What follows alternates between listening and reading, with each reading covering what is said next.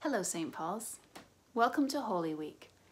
Yesterday was Palm Sunday. This coming Sunday, we celebrate the resurrection of Jesus Christ. It's a different Holy Week for us. We're not going to be able to gather on Sunday for a sunrise service, for breakfast together, or for a celebration service. And there is a loss in that. It has been on my mind, though, that we are experiencing Easter the way the early disciples did.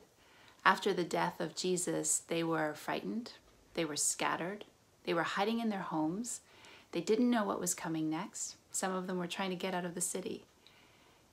And they had no idea what God was up to outside of the city that early Sunday morning. And so as we enter into this quieter Holy Week and Easter celebration, we can take comfort that we are in good company.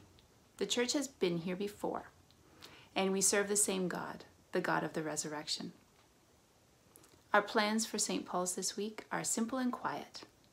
A number of us have been reading through Psalms for Lent or through the whole Bible over the last 16 months as part of the 2020 Vision Reading Plan.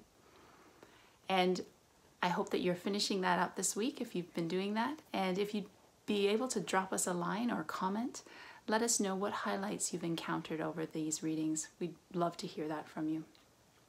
Wednesday is our day of fasting and prayer for those of you who are able to join us.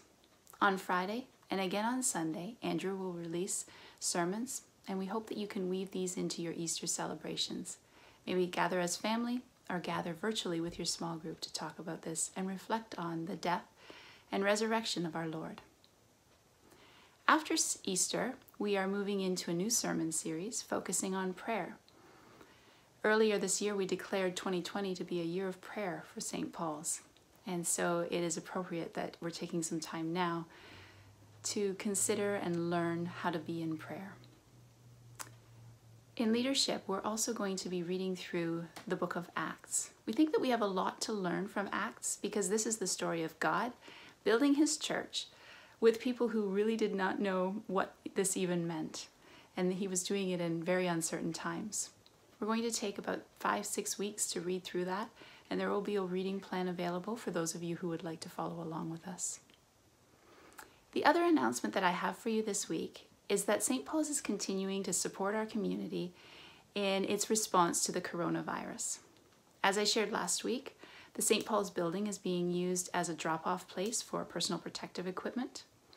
A number of our church family are involved in making masks, homemade masks, for use by seniors or by volunteers. And so if you'd like to be a part of that, go to our website and you can sign up and join there.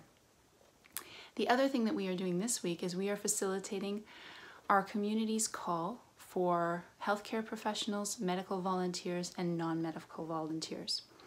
Our community would just like to know who would be available to serve should there be any need for that, so that we are prepared and ready. Our website, the St. Paul's website, is going to host this registration, and if you are listening to this and feel that you would like to be a part of a community response to COVID, should it be needed, then we'd encourage you to sign up for that.